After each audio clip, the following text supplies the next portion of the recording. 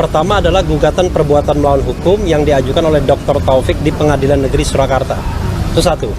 Yang kedua adalah laporan TPUA yang diwakili oleh Profesor Egy Sujana yang sudah dilaporkan tanggal 9 Desember 2024 dan baru diproses setelah Joko Widodo melaporkan lapor balik lah, kira-kira begitu.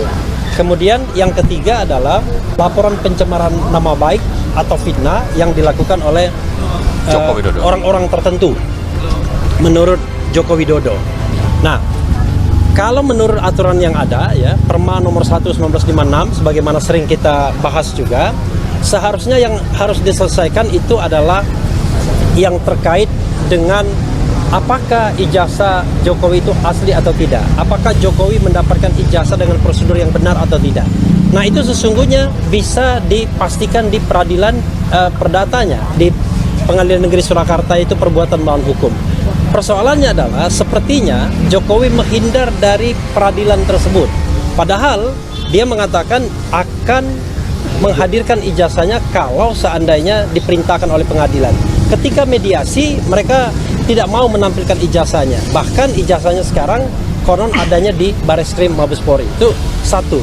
Untuk mengetahui apakah Presiden ke-7 Republik Indonesia Joko Widodo telah dihina oleh Roy Suryo dan kawan-kawan, maka ijazahnya dari Universitas Gadjah Mada harus diperiksa terlebih dahulu. Apalagi menurut Refli Harun, Jokowi masih pejabat publik karena terkait dengan Danantara. Jika ijazah yang disimpan Jokowi asli, maka perlu diketahui bahwa Undang-Undang ITE terhadap pejabat publik sudah dihapuskan oleh MK.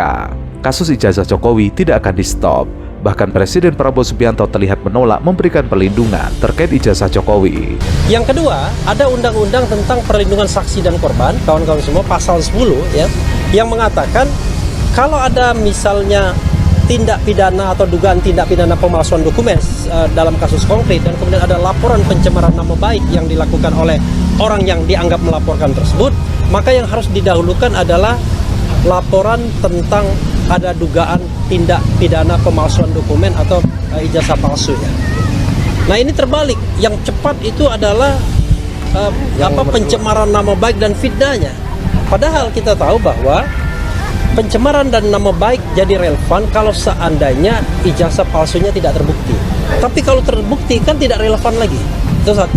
Nah, yang kedua yang ingin saya jelaskan juga adalah kalau saya lihat ya sebagai orang hukum menganalisis, sebenarnya tidak ada pasal yang relevan yang bisa dikenakan kepada baik Roy Suryo, Dr. Tifa maupun calon-calon yang disebut lainnya. Kan yang disebut itu RS, ES, kemudian T dan K. Kenapa?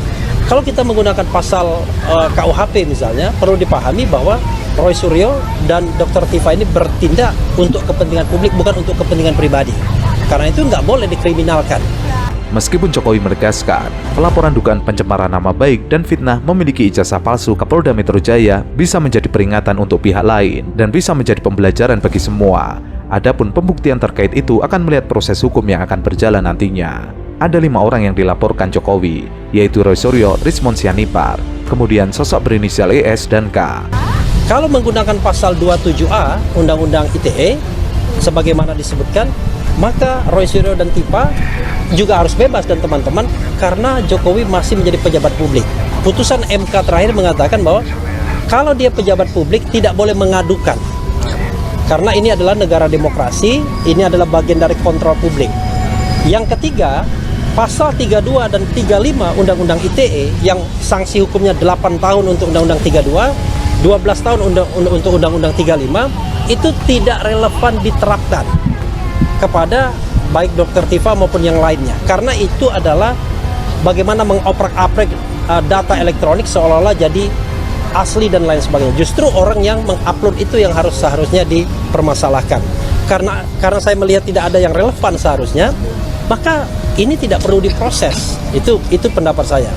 Polemik mengenai keaslian ijazah Presiden ke-7 Republik Indonesia Joko Widodo alias Jokowi kembali menjadi sorotan publik. Gugatan demi gugatan dilakukan oleh masyarakat. Polemik panjang ini telah berulang beberapa kali sejak pertama kali muncul 2019 lalu. Saat itu, isu mengenai keaslian ijazah Jokowi pertama kali beredar luas di media sosial dan mengundang perdebatan publik. Judulnya yang tepat adalah undangan klarifikasi. Undangan klarifikasi. Ya, jadi judulnya undangan, belum berupa panggilan. Saya kira ini trik baru ya dari kepolisian, tapi kita hormati sebagai warga negara yang baik, saya datang karena sifatnya undangan, tapi memang yang unik di dalam undangan itu ada nama pelapornya, yaitu Joko Widodo. Oke, undangan klarifikasi atas pelaporan Joko Widodo. Ya, tapi tidak ada nama terlapornya. Tidak ada nama terlapornya. Iya, jadi ini aneh juga gitu loh. Jadi ini mungkin perlu ya dicermati baik oleh Kompolnas maupun nanti oleh Komnas HAM bahkan gitu, karena meskipun tidak ada nama terlapornya, beberapa kawan seperti kemarin ada Pak Rizal Fadilah, ada juga Bu Kurnia, dan nanti juga ada Bu Dr. Tifa, dan juga sebelumnya ada juga Mas Michael yang tadi ada VT-nya, itu diperiksa sampai jam 10 sampai jam 11 malam gitu loh.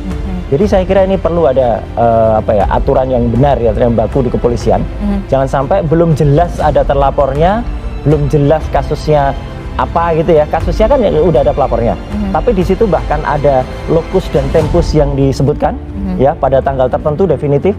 Tapi pertanyaannya muter sampai ke jagat muter sana, dan ini saya kira nggak betul ya. Saya kira Kompolnas dan juga mungkin Propam atau bahkan Komnas HAM belum mencermati, karena tidak boleh warga negara biasa yang belum jelas diadukannya terlapornya siapa kok dia diperiksa sampai tengah malam.